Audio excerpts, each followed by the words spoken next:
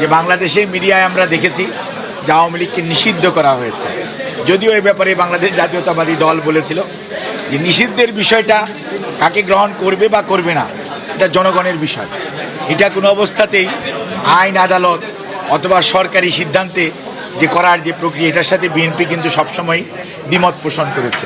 BNP বলেছিল জনগণ সিদ্ধান্ত নেবে কারা অন্যায় অত্যাচার করেছে।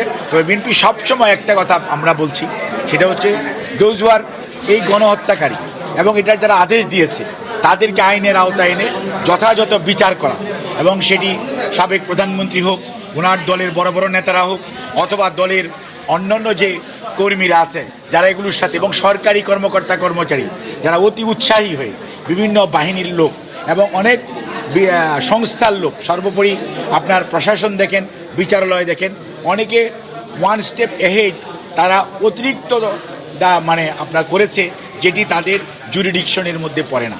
কাজে তাদের বিচারের ব্যাপারে বাংলাদেশ জাতীয়তাবাদী দল সবসময়ই সোচ্চার ছিল, এখনও আছে, এবং আমরা বিশ্বাস করি কোনো অবস্থাতে গণহত্যাকারী এবং গণদুশ্মন যারা ছিল, যারা গুম করেছে, যারা মানুষকে নির্বিচারে গুলি করে হত্যা করেছে, যারা মানুষের সম্পদ লুণ্ঠন করে দেশের বাইরে নিয়ে যেয়ে দেশের সম্পদ লুণ্ঠন করে পাহাড় করেছে, তাদেরকে বিচার এবং বিচারের আওতায় আনা।